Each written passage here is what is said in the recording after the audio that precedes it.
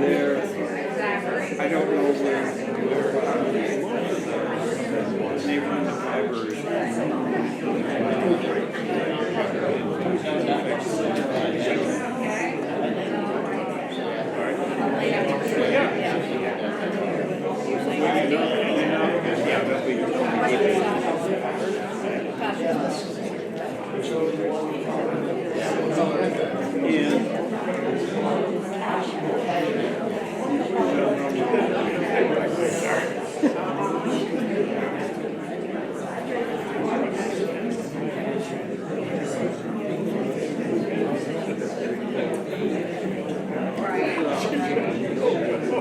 They haven't,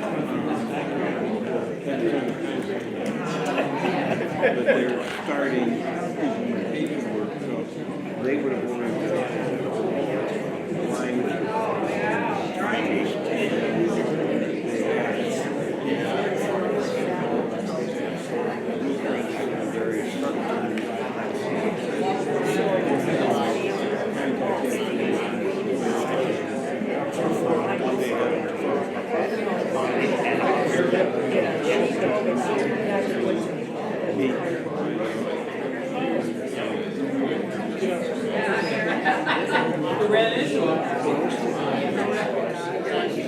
How about right here?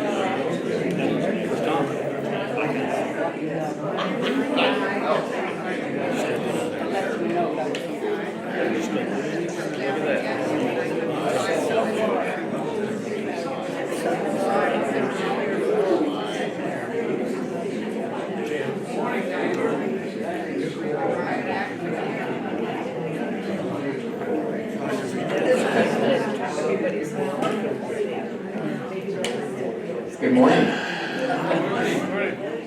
And I'm an old boy. That's why I said. How's everybody doing this morning? Is anybody fighting with the pollen out there? Yes. Any battles with the pollen? Yeah, it is horrible. I think the worst is yet to come, actually. I think I've seen it thicker. Oak pollen. Well, I've been boxed in this morning. It's been shared with me that I need to do my best to stand behind the podium, and sometimes that's hard for me.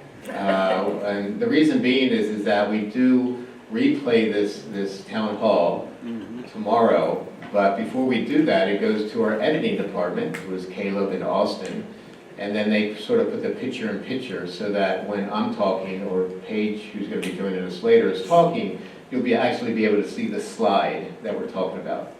As opposed to when we did it live, it would be hard to really capture the slide and me talking because it'd just be a snapshot from the back there, so you really couldn't see the slide. So if anybody joins and replays this at a later date, you'll better understand what we're talking about. So I've been asked to try to stay as close to this podium as possible, and sometimes that's hard for me. So, but for our folks that are joining us at home, welcome, and for everybody here, welcome to the March Town Hall. For those that I haven't had a chance to meet, my name is Michael Friedel. I'm the Executive Director here at Tide Point, and we got a really exciting agenda for you today. So let me dive right in terms of what we're going to talk about. So first and foremost, I'm going to put the sales update up front. Usually I save that for the end, but I'm going to start with the sales update. And then right after that, I'm going to turn it over to Paige. And Paige is going to share some information about the new piece of equipment that we have down in the fitness center called the Dividat. So she's going to share on that. Then I'm going to jump back in and talk about community highlights and operational updates. We'll talk briefly about dining program and some of the things that are going on in the dining program, and then we'll open it up for questions. So with that, let me just jump into the sales update. So far this year, it's been, we've had some really good activity in the sales department. I think as of today, we have 5 closings. We didn't have any in January. 4 closings. We had 2 in February, and then we're also going to have 2 in March. And you can see on the bottom of the screen there, we also got 2 scheduled for April. But the active inventory as of today is only 3 listings. So we got, my numbers are wrong. It really is only 3 listings. It's 2 St. Charles and 1 Oak Island. So I think one of those St. Charles popped into a contract recently. So it's 2 St. Charles and 1 Oak Island. So we've seen some pretty good activity in terms of sales. Deanie's not here, she's actually out of town, but she would love to present that as well. We're getting ready to actually head into the busiest time of the year, so, and we know that we have more inventory coming up. So with that, I'm going to turn it over to Paige.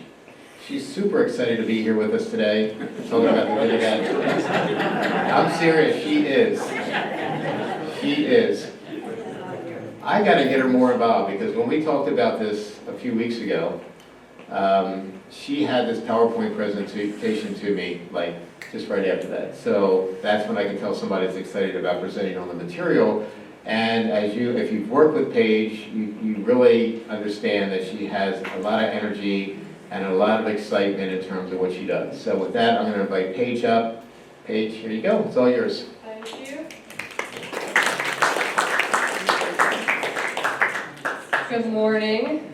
I think I've met most of you guys, but I'm Paige. I'm a fitness manager down at the fitness center. And I was just gonna show you a little bit about our new machine we have down there. This is the DivvyDat. This is what it looks like. And I'm just gonna quick go through what the process looks like if you sign up to come down and get set up, and then from there how you would come and use it on your own.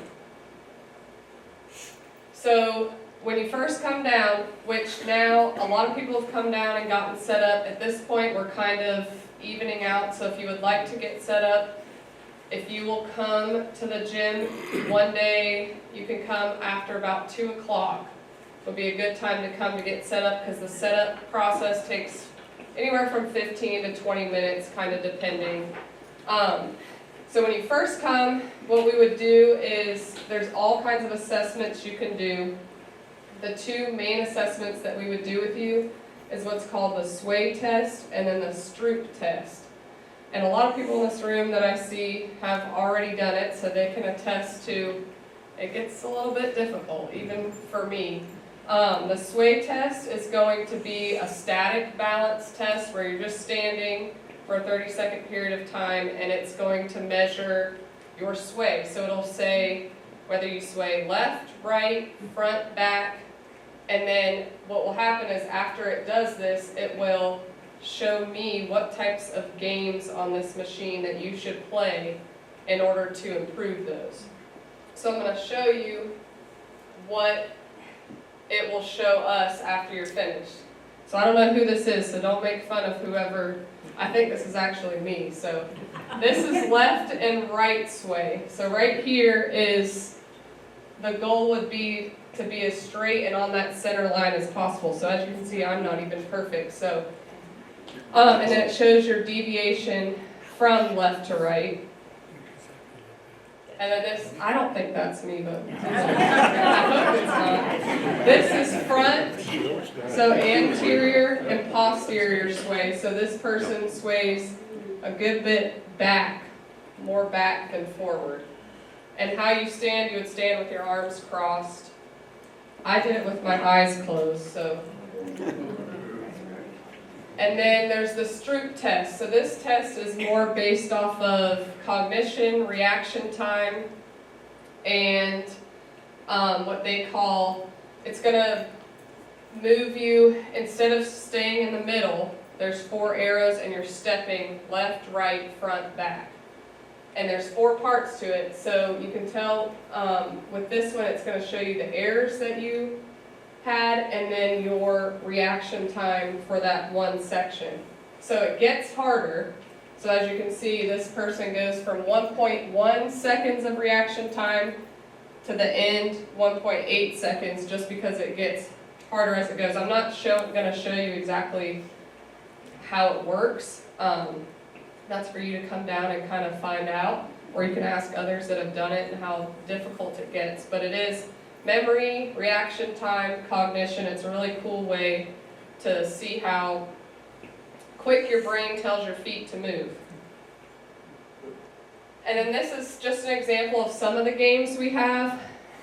This is actually it's not it's almost all the games that it offers. As of right now, we only have about 7 on there because it gets a little bit overwhelming. And then, like I said, when you do your assessment, it will show me what games you should be playing to improve your balance, your cognition, your reaction time. And then you're all set up on, if people have been down there, we have those HER machines, which is a card. It all is set up on that card. So you come in, I set you up, you scan your card on the machine, your name will pop up, and then all the games that it suggests that you should be playing will also pop up. And then if you also use our weightlifting equipment, it coincides with that as well. And we can see on our end, on our computer, improvements with this and your weightlifting. So benefits to using a DiviDAT, it's supposed to decrease falls because it works a lot on balance. It improves your reaction time from 13 to 32%, enhances your mobility and balance. It's also beneficial, especially for individuals with Parkinson's, neuropathy, anybody that might be post-stroke, anybody that might have cognition issues, and then any kind of orthopedic injuries as like a therapeutic way to get better. This is a good machine to use. Research shows that this will decrease your decision-making errors by 55%. It also provides memory support, so it has a lot of games that are memory-based, so it will have like certain colors in a sequence that it'll show you, and then you have to remember that sequence and press on the machine to the corresponding colors. It also provides a personalized way to track your progress. So every game that you play, every time you play it, it saves it and it will show you at the end of playing the game a line graph of improvement, and then like your percentage, how well your balance is, and your reaction time and cognition. Training plan, like I said, every time you complete an assessment, it will spit out all the individualized games that you should use. My suggestion would be if you come, you get assessed, I would say you play these games for 2 months and then come back and get reassessed and see if you've improved on both that Stroop and Sway test. So the goal is 10 to 15 minutes twice a week if you want to just maintain and have general wellness. 20 to 30 minutes 3 times a week to improve both your cognition and balance. And then each game lasts between 2 to 3 minutes, but of course you can play it over and over as you'd like. And then they also increase in difficulty. So if you're doing really well, it's going to get faster. If you start to mess up, it's going to get slower. So it kind of works at your pace. This is just a quick, we began this on the 2nd of March. We've had 21 people come in and get either a new card or use their existing HER card to get assessed. The machine, now this was like 3 days ago, so it's more now, but 10 hours of usage time, and then we've completed 47 assessments. And then I'm gonna go through, there's a few pictures of people doing it, different games. This is the Ladybug game, everybody really enjoys that game. Skiing, it has a skiing game. A lot of people that used to ski or enjoy doing that. Let's see if this works. This is one, this is cognition and reaction time. You're switching between diamond and circle and increasing chronologically by the number.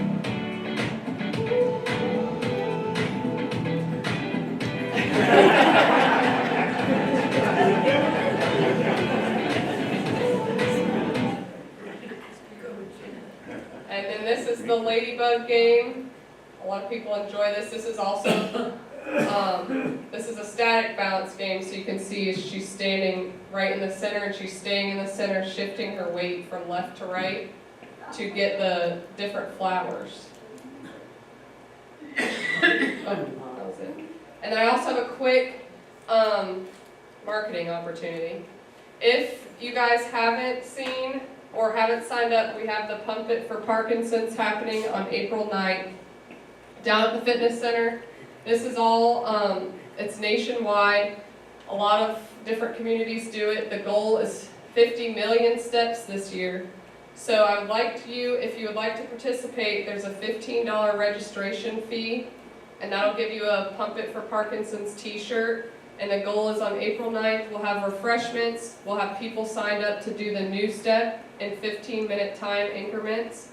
And however many steps you get in that 15 minutes, you'll report back to me, and we'll add that towards our step goal. Now, say you don't want to do the new step, you walk 3 miles a day. You walk 3 miles that morning, you come to me in the fitness center, you tell me you walk 3 miles, I add it, trust system, I'll add it to our step goal. It doesn't have to be steps, you can come participate in a fitness class, you can go in the pool. I have a whole conversion chart of what each exercise converts to for steps. So I will stay around at the end of this meeting, I'll be out in the rotunda, and there's a QR code on these. I will help you if you would like to get signed up. So if you'd like to do that, also sign up on the app, but after this meeting I can help you get signed up. And if you would like to come use the DivvyDac, call us down at the fitness center, or you can just come on down and we'll get you all set up. Anybody have any questions? Yes, sir. Does a member using the machine get a written or a digital record of his or her progress? I can, yes. So I can print whatever. So I would suggest you use it for about a month before printing that for you, but yes. Thank you. Anyone else? Yes, sir. Paige, you mentioned a machine, a step machine or something? The, New step. Or something? oh, yes, the new step. What is It's that? in our gym. It's next to the lateral stability trainer, which I think you've done before. It's got arms and leg movement, and so it will count the steps for you. And I also have a few pedometers that I've ordered too. If that day you decide you want to go on a walk, but you want a pedometer, I have that for you as well. Anything else? All right, well, thank you guys. Thank you, Paige.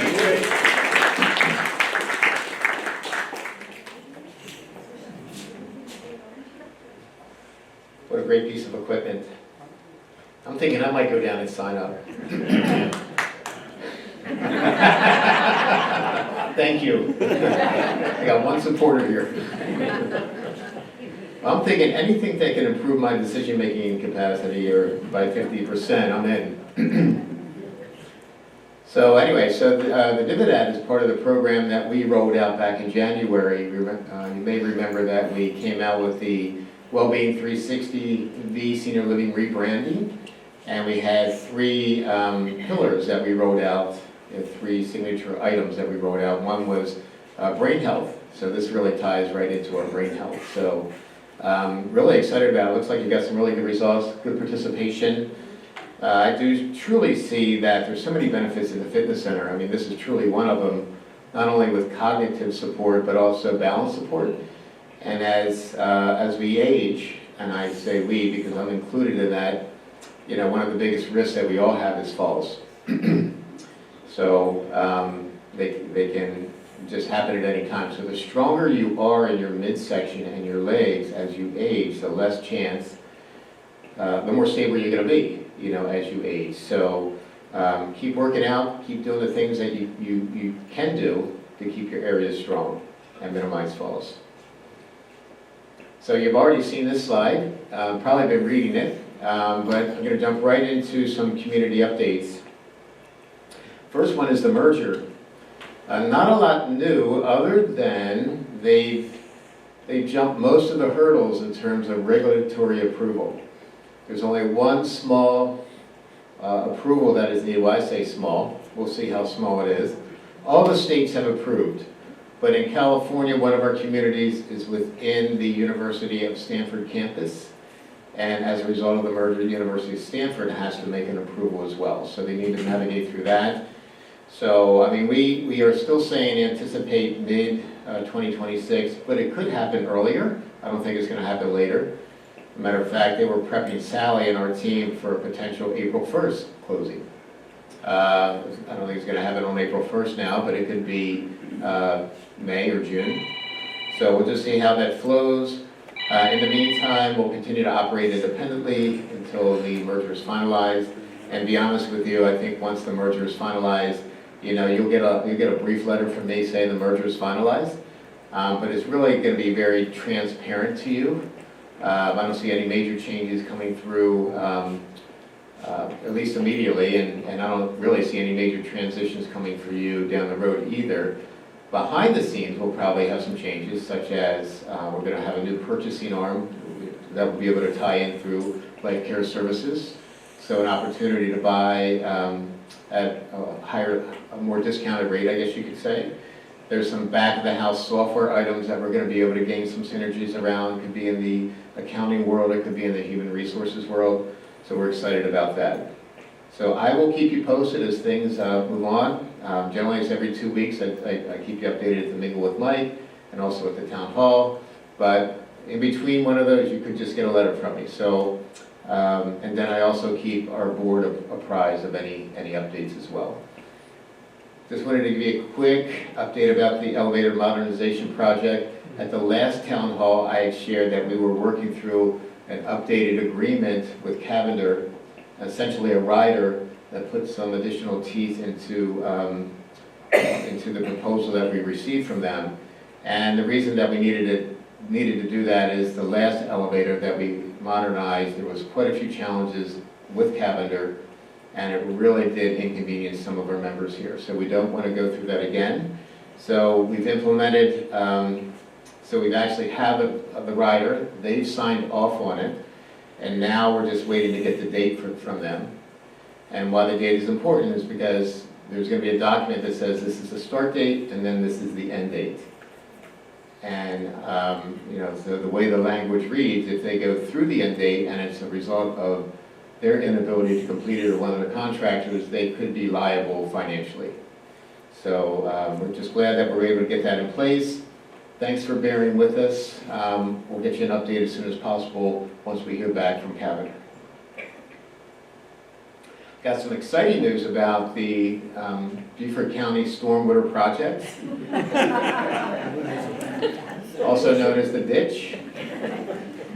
The easement project that started about a year ago. We weren't aware that was going to be kicking off. As a matter of fact, Clinton came to me and said, "Are you aware they're cutting big trees down on our property line?" I said, "No." So there's a long story there, but it literally has taken a year to get through it to where we are today. And today we have 90% of the fence line complete. Out of that 90%, there's a 6-foot portion, which is most of the fence line, and then there's an 8-foot portion. And you can see the 8-foot portion is right there at Freshwater at High Point Way. There's no privacy screening on that. So the temporary fence is still there and will be there until they get the 8-foot screening in place. But if you went, just sort of drove up through Lemongrass, you'll see that the fence is in place and also the privacy screening is in place. There's a small section, just if you're looking at the 8-foot fence to the right of the fence, they got to tie in, and they still need to clean the drainage ditch. So, and they are aware of that. So they really got to dig that out, and they got to take some type of route of, I don't know how they're going to do it, but they're going to need to clean out the drain, almost like a rotor-rooter through the drain to ensure that that flows properly into our lagoon. So quite the journey with that, quite a lot of time involved with Clinton and myself, and updates to you all, and a lot of frustration from many of the members that had to look at that open space. I was always talking about, with the county commissioner, Mike Moore, safety and security of our residents here. And as much as I talked about that, it didn't really move it as quickly as I would have liked. But we finally got most of it done. So I'm just glad, matter of fact, I'm just glad that there was open communication, because I actually reached out to our local legal team because I was so frustrated.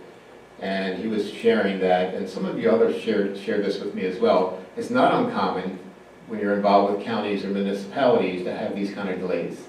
They work at a different pace, sometimes their own pace, and even though we can share with them what our frustrations are and why we need to get it done as quickly as possible, they have their own pace. But he was saying, our local legal rep was saying that just that you have communication is a good thing. Because sometimes these events happen, or these projects happen, and there's no communication. So, and I kept it professional. I didn't want to shut down communication, as frustrated as I was, and as frustrated as some of you were, sharing, just that you didn't want to look at that fence line and privacy and safety. I kept it professional, and we're able to get at least 90% done, so that's good. Voting takes place soon, right? Yeah, I have a question. And then the hot wire contract. So essentially, we're just waiting for Hotwire to get the contract back to our team. There was one legality that they were looking at, and it is basically about ownership of the fiber that they're putting in if the contract ends after 10 years. So they're just working through the verbiage around that, who's going to own the fiber. And once we get that finalized, then we'll get it signed off and put it into place. But behind the scenes, Hotwire's already been asking for some information, floor plans, clubhouse floor plans, so they can better understand where they're going to be putting the fiber in, how it's going to lay into the buildings, and then move into the homes. And then also some background information about members, so that when we do get this finally in, they'll be able to update their system, get you all into their system, and then we can continue to move forward with progress. So once we get that signed, I'll get a timeline from them as well, so we'll just review the timeline, which basically is going to be, obviously, they're going to have to come in and they're going to have to lay the fiber into the community, starting at the gatehouse, all the way up Tide Point Way, and then towards the buildings, towards the homes, over through the clubhouse, and then over into the care center. And then they get it to a certain point within the buildings, and that's where they get the main connections. And then they're able to tie into some lines, I think, from there. And then they, according to them, when they get close to when it's time to turn it on, it's a matter of flicking a switch. Now, there's a lot more that takes place other than what I just shared, because they're going to want to reach out to you and talk to each one of you individually, so they can share their system. There'll be some training opportunities for all the members, because it is a little bit of a different system. If anyone has a Fire Stick at home, it's very similar to that. You plug it into the back of the TV, and then there's a remote that you use. There's no box like you have currently with Spectrum. The box is this little stick that gets plugged into your TV. The nice thing about that is you can unplug that stick, and you can take it wherever you go with you if you travel. You just take it and you plug that into the back of the TV, take your remote with you, and it actually, as long as they got internet, it'll pull in all your saved programs, it'll pull in the whole system for you, which is really nice. So, more to come on that. And then the last piece I wanted to share with you is that we have a deck evaluation that's going to be taking place for all the wooden decks in the community, including the ones around the clubhouse, the gazebo, and we're waiting on the date for that. But you may remember that I shared that Quentin and his team did a deck evaluation earlier this year, and it went through every deck and identified, does it need paint? When was the last time it was painted? Is there any deck boards that need to be replaced? Took a look at railings. But as we were talking through that with the maintenance committee felt that we needed to get a deeper understanding from some experts. So we reached out to a company called BCL. They're an engineering firm that's been here many times over the last 25 years. I think most recently they were here maybe 3-4 years ago. They did an assessment of our buildings after that big collapse in Florida. You remember that large condo, that sort of that collapse. So they came out and did an assessment for us. According to the gentleman, he says, I've been coming to your community for over 20 years. So there's obviously a long history. So we're very comfortable with this team coming in. Once we get a little bit more information in terms of dates and times, I'll share that with you. But you could expect some folks, coming and taking a look at your deck and your railings. They're not going to be looking at structural issues. They're not going to be looking at piers in the ground. It's all visual. but they will be looking for dry rot. They'll be shaking the handrails, they'll be taking a look at the steps, all the deck boards, and then also the gazebo, the walkway to the gazebo, and then any other deck that we have in the area. So I think once we get that report back, which would include a detailed written report, it's going to have pictures in it, we'll be able to prioritize what our approach is in terms of fixing decks. So that's the really nice thing about it. And then there's also going to be a comfort level in knowing that we'll be able to fix those that need, that need it most, those that are in need of repair, most repair first. Took me a second to get that one out. But anyway, so I think you understand what I meant. But so that's coming down the pike as well. All right, educational fund. So you may have seen some information either handed out or on the app that there's 2 events coming up for the educational fund. The poster's been out in the lobby for quite a while in the rotunda. On May 1st, there's going to be the 3rd annual Wine and Spirits event, which is going to be featuring basket sales, a raffle, and an auction. So this is one of the ways that money is raised for the educational fund. This year, they added spirits. In the past, it's just been wine. So you have an opportunity to join on May 1st. Please join. And then on May 19th, from 11:30 to 1:30, is going to be the annual scholarship luncheon. So you'll be able to hear, if you attend that, you'll be able to hear from scholarship recipients as they share the impact of the program on their lives. So that's always a good one to attend, particularly if you donate, because you can really feel the impact that you're having on folks' lives. So that's going to be taking place on May 19th.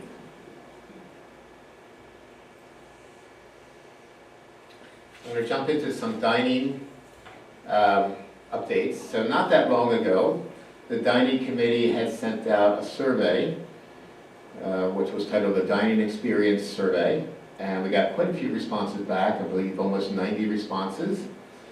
And the survey consisted of really 3 components. The first one being dining venue experience. So all the dining venues were listed, and then you had an opportunity to rate between 1 and 5, what was your experience in the dining rooms. There was a second question on there about timeliness of service, which was intended to measure the speed and efficiency of the service delivery. And then there was a third question on there about theme buffet evaluation, which assessed 3 dimensions. One of those was variety, the other was quality, and then the third being food temperature. So that was the main survey.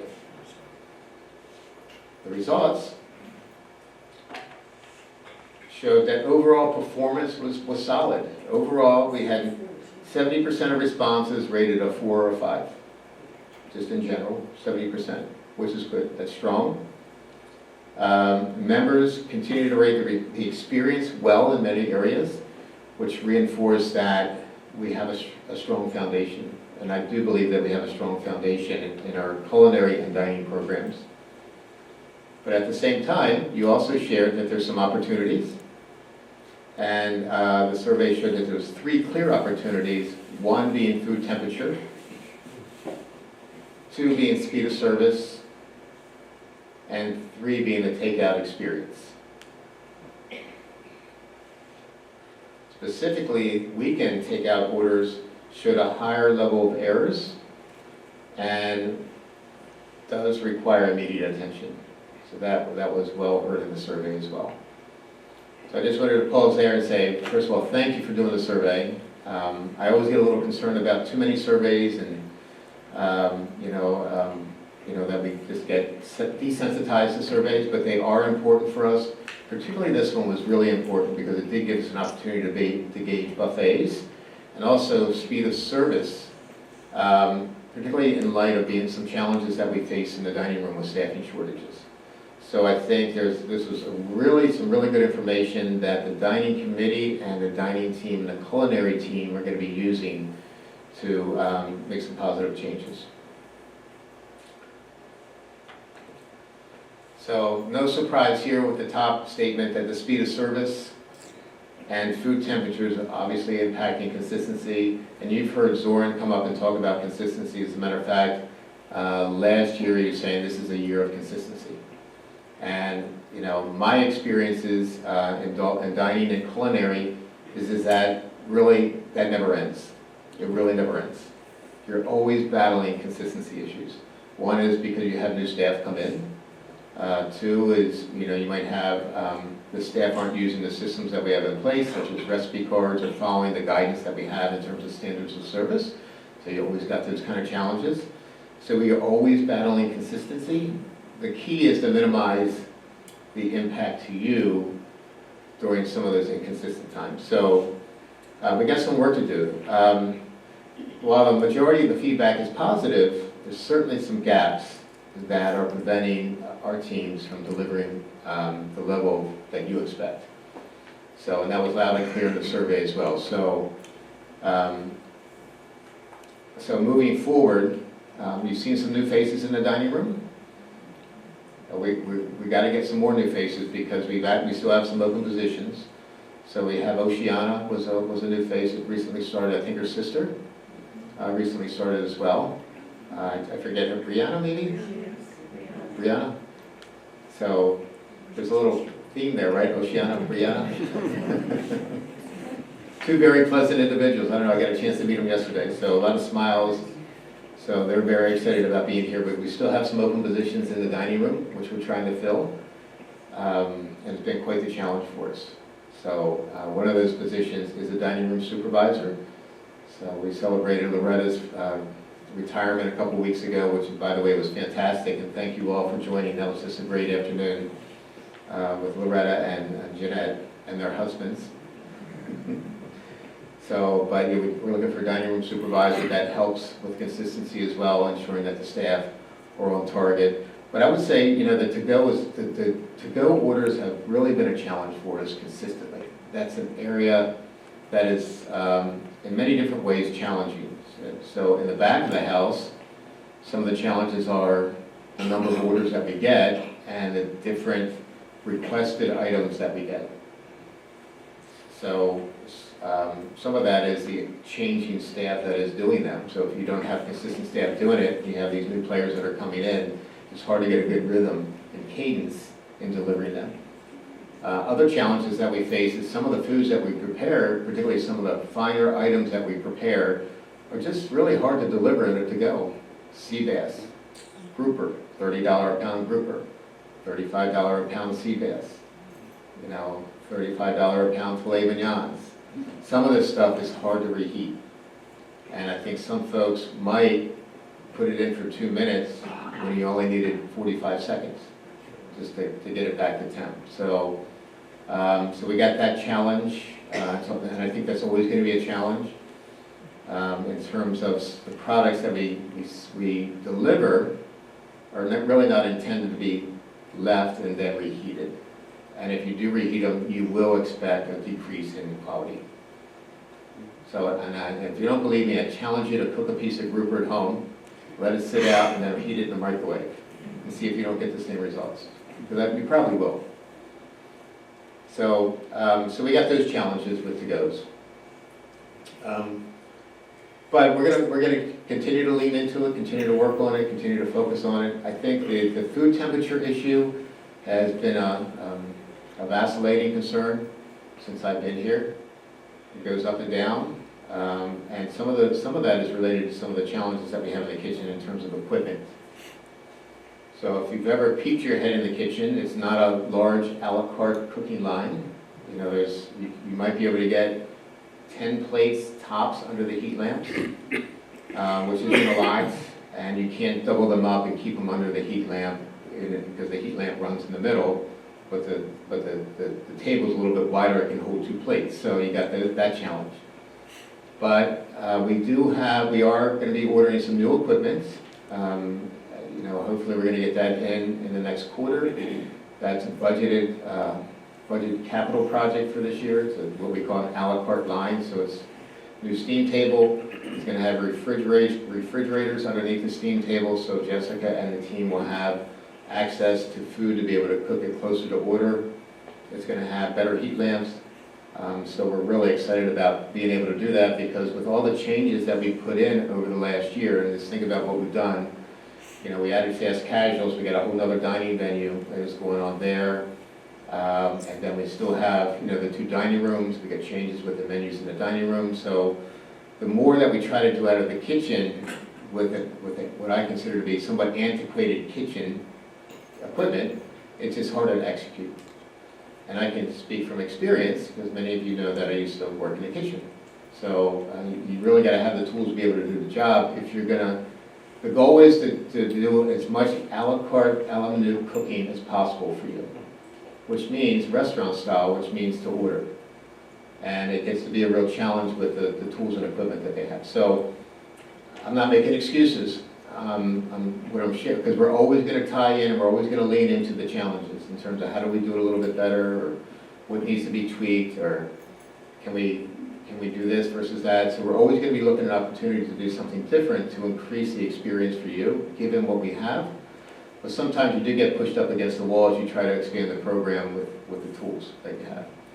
So we're working on that. So we'll keep you posted on that, because what that's going to look like when we get that piece of equipment in is we're going to actually have to we're going to definitely need to run buffets for at least a week or so, because we're going to need to remove that whole piece of equipment and then install a whole other piece of equipment. So similar to what we experienced when we had the ceiling challenges last year with the flood, we're going to experience that similar kind of rotation with the buffets for a week. All right, I was speaking about to-goes, and I wanted to dig into that a little bit. Zoran wanted to be here, but he could not make it. So I'm the lucky one. That seems to be a hot topic right now. So and some of the challenges that I'm hearing before I dig into this is really related to the changes that were made with the new menu as it relates to to-goes, and the parameters that were put into the system in terms of appetizers, soups, salads, sides, and desserts. So I wanted to frame up, first and foremost, you'll see it on the slide here, what is intended to be a meal.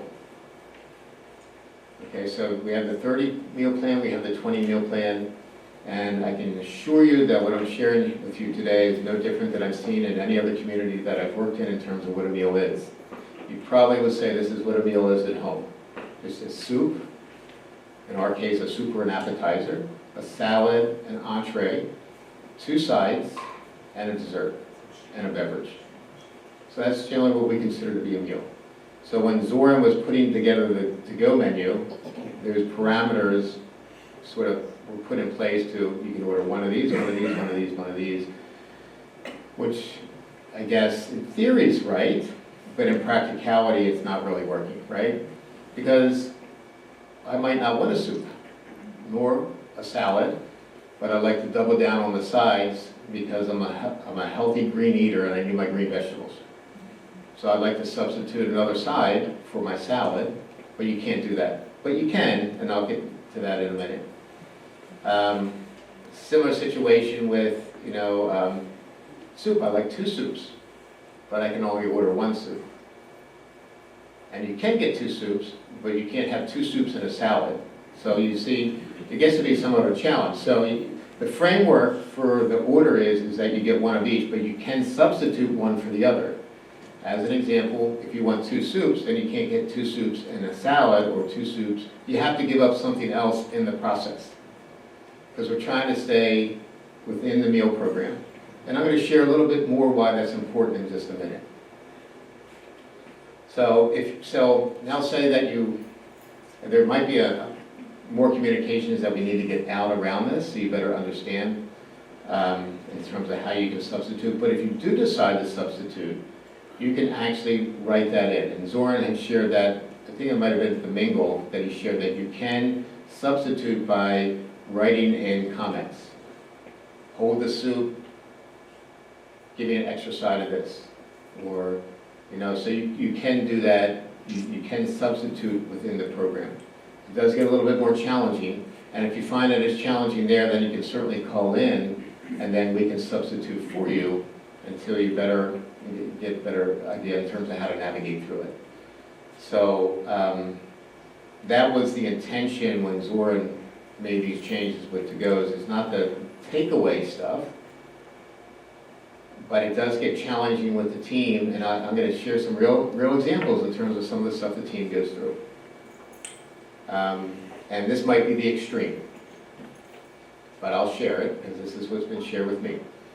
Some folks would order 2 soups and 1 person, 1 order, 2 soups, 2 salads, entree, 2 sides, let me get the dessert, let me get the fruit cup, and then let me get a full ice cream as well, and then I need some milk for tomorrow morning.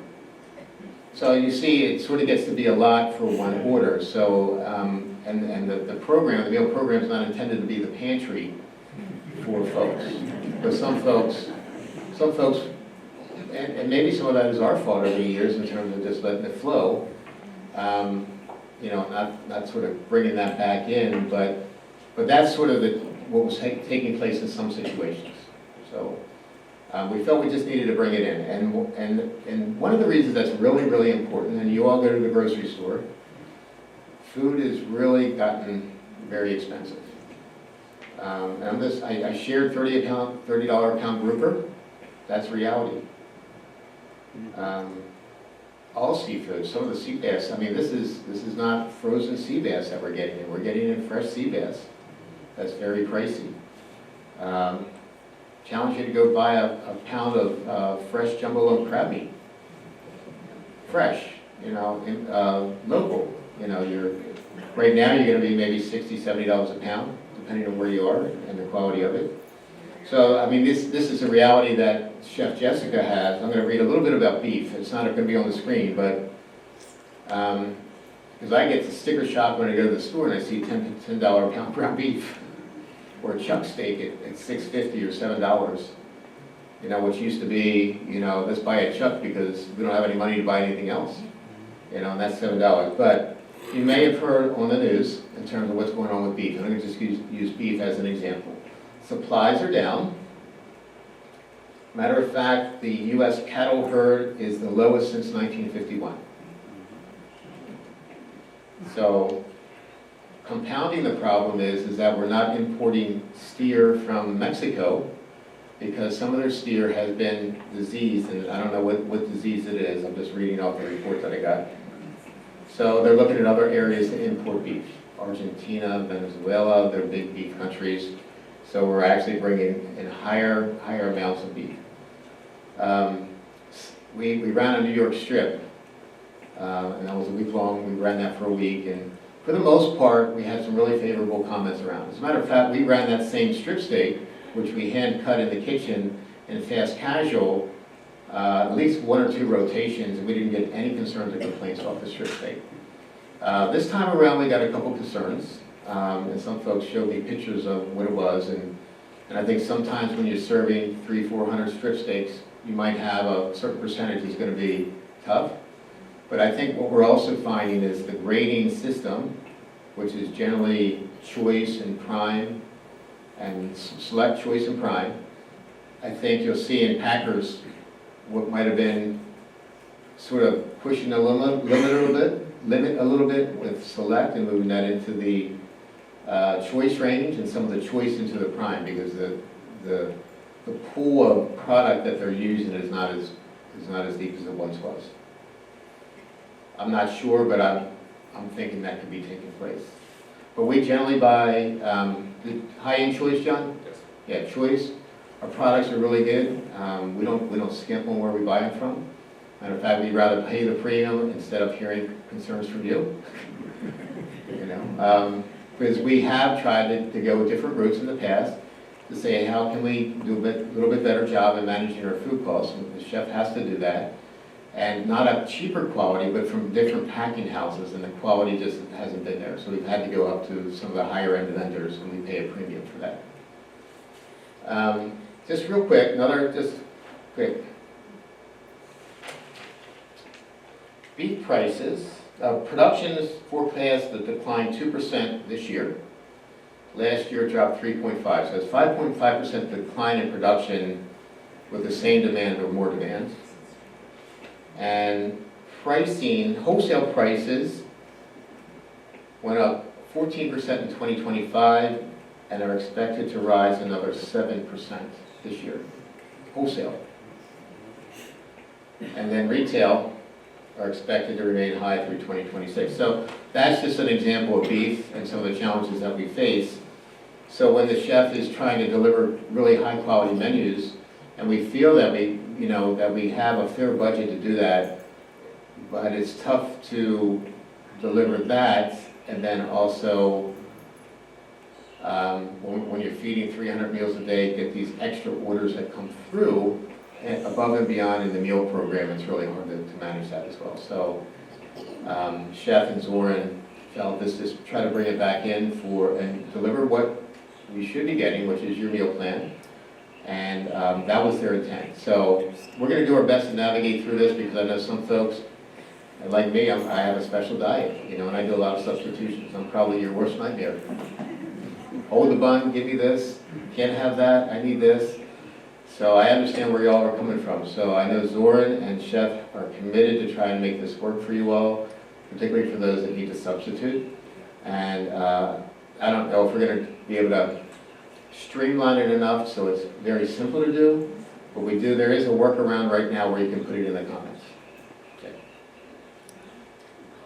I'm going to pause there and see if there's any questions on that, because we may need to just continue to talk about it, because I know for some folks it's been frustrating. Okay. Well, Are yes, you ma'am. going to continue the 6 entrees that we have to look at for 6 days? I mean, I really like the variety, and we had 18. Yeah. And I mean, I say 3 out of 4 I like, but I don't want to have to go over to the anytime menu, And I Yeah. haven't really been happy with, I mean, I had steak the first week, and that was really excellent. I liked almost everything on it. The second week, no, and this week, absolutely. I mean, I had steak, it didn't look like strip steak, it was ordered medium, it was overcooked. The vegetables, I think zucchini and yellow squash, it was like mush. And the baked potato was not mashable. I mean, it was a very disappointing meal, and I know that food is expensive, Mhm. So it was not really, and like last night, an hour and a half, and I left before dessert was even served, because it was just too long, the wait time, maybe because of wind down, the waitresses were over. There seems to be a shortage of help, Well, there is a challenge with help right now, particularly in the dining rooms. yeah. Yeah, that's been an ongoing issue for us, compounded by some retirements. And we can't get folks in here quick enough. I do like the fish items, that red drum was delicious, the halibut, the grouper, very happy with that, but the meat, not so much. Yeah, the menu cycle as we know it, we plan on continuing. Yeah. So if we take a look at the variety, it's not the variety that you might have had on a nightly basis where there was 3 entrees. So now you got the 6 through the course of the week, but we don't want to lose sight that Chef is going to be adding in specials. So she's going to be weaving it in addition to the Friday night, she's going to be weaving in specials. We also have the fast casual as another dining option, which is a completely separate menu. Yeah. So if you have 5 on the fast casual and you got 6 in the main dining room, you got at least 11 options there, and then you got the always available as well. Right. So, but I'm also hearing that the selection, the first week was great, but as the weeks have gone on, might not be something that was really to your taste. So I think that's the kind of feedback that Chef, as John's in the back, he'll be able to take that back to Chef Jessica. So we're early in the change, so I just think we need to continue to get the feedback to try to make what we're doing now better. And the reason that we changed over to the weekly menu is, once again, as we position ourselves to do more a la menu cooking with new equipment, the chef cannot be changing menus every night. So imagine going to a restaurant and changing your menu every night. The kitchen is spending so much time prepping for that, it's hard to get any consistency with execution. So we're trying to move more towards a restaurant-style menu, which you might get outside of here, where she can know what she's serving at least on a weekly basis, and the team can get that prepped properly and work focused more on execution. We just need to get the vegetables hot, Yeah. They're not served. Yeah, The meat and other food, okay, but somehow the vegetables, and the thing is, on the other anytime menu, only spinach is offered. We need to have, like broccoli and string beans, things like that, There's only Broccoli's one on there. vegetable on the other menu, it's been spinach the whole Yeah. time. Well, broccoli's on there, I believe. It is. So I don't think so. that's a good opportunity for you to tie in with the folks in the dining committee and just share your thoughts, because that's really good information for the committee. Yeah. Or comment cards, and you might have filled out a comment card. So we do appreciate the comment cards as well. Excuse me, Yes, my friend has to leave, but I want to introduce a new person to Tide Point. She doesn't want to. She doesn't want to. Just tell us your name. This is hi, Ms. Miller. Harriet Miller. Welcome. Yes, ma'am. I'm curious, I understand that all of the B communities have switched now to this new menu program. Is that correct? I don't know if they all have. I think that Zoran might be more in tune with that because he ties in with the VPs of dining more frequently. Okay, because then my next question was, do they all have the same menu, or is each chef in each community, open to selecting their 6 items, etc.? Yeah, each chef in each community can select those items. Okay. Yeah. Okay, I'm gonna try to get us about 5 more minutes to get things wound up. So, has anybody heard any buzz about the dining room dress code for the club room? A little bit? Okay, so I just wanted to share an update. If you haven't heard, there was a motion made to review the dining room dress code for the club room. And at Mingle with Mike, I'd asked folks if you're interested in sharing with the dining committee any thoughts around that, to please share that so we can hear your voice. So there's a proposal that aims to enhance the clarity and consistency for that dining room. And you can see as I note below that this is the suggested change at this point. The dining committee is going to get together and they're going to review the final verbiage and make a decision around that. But it looks like there's going to be a change in the club room, which would involve your ability to wear well-maintained denim pants or Bermuda shorts. And you can see some of the things that we're looking to exclude at this point. So this verbiage is not fully vetted. This is a suggestion that came through the dining committee.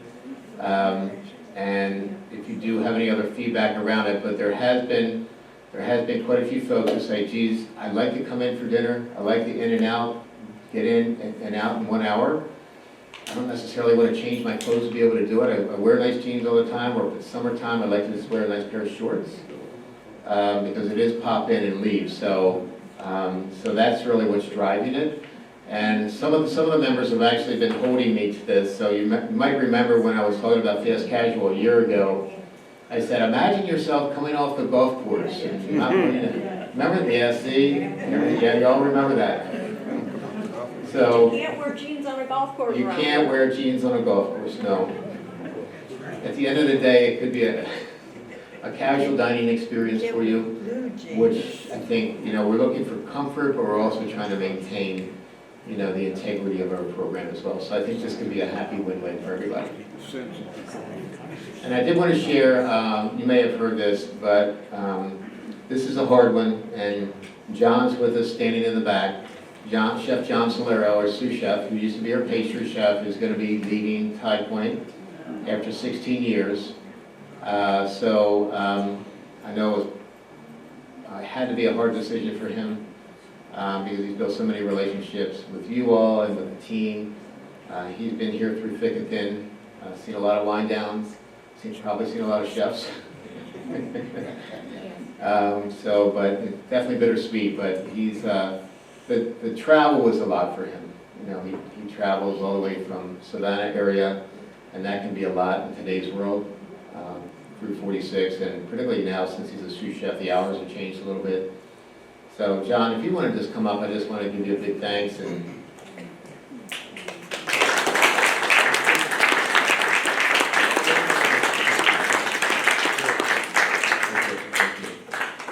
there anything you want to say, or is that, I don't want to put you on the Well, spot? it's been a fun ride. Met a lot of members over the years. Like I said, I've gone through, this is my 4th chef. I think I'm the 10th sous chef. And the first one to be hired within, so it was nice to come up. And my years as pastry chef was awesome, loved it. Then I saw the need to kind of help out a new chef and became a sous chef and did a lot of hours and helped implement a lot of things, and I hope the next person is up to the challenge. And anybody who works with Chef Jessica is going to be blessed. So she's awesome, and you guys are in good hands with her. So I just want to thank you again. I appreciate it. John, your last day is? Tomorrow. Last day is tomorrow. Yeah, start new work on next Wednesday, so Okay. appreciate it. Thanks again. All right. Thank you. Thank y'all.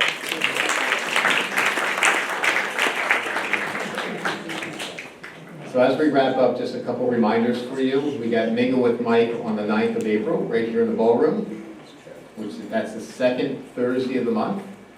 And then the 4th Thursday, we have Town Hall, April 23rd. For those of you that celebrate the Easter holiday, happy Easter to you. And it's gonna be a nice buffet. So we're gonna do a nice buffet, and then I'll just open it up. Is there any other questions as we wrap up? Let me see if I can get you the microphone. You don't have to, I can boom it. My voice can go pretty far, okay? It's not a question, it's really a comment. Okay. Thank you very much. Okay, this is about yesterday's diversity program. I personally believe it was wonderful. I got to meet a lot of people on the staff, and the countries they came from, the cultures they shared with us, and the food they shared with us, their smiles. I think it's wonderful. I hope we have one next year too. I'm all for it. And inclusion. I love inclusion. Thank you very much, I appreciate that. I just want to say that there's there's an inconsistency, a non-syncing in the schedule, because in the tide that we received, it says that we are having an Easter brunch, and in the calendar that we get, it's listed as a 5 o'clock buffet. So I think that might cause some confusion for some people. So Yeah, well, I appreciate that. We can get some clarity out around that one. So I don't know how all the rest of you feel about the diversity experience you may have had yesterday, but I think it's very worthwhile, and I want to say that once more. Okay, in this world of separateness. Thank you. Thank you. I know that the staff and the members that were here, it was just amazing. So thank you for that feedback. Okay, we're going to wrap it up. Thank you so much. You all have a good day.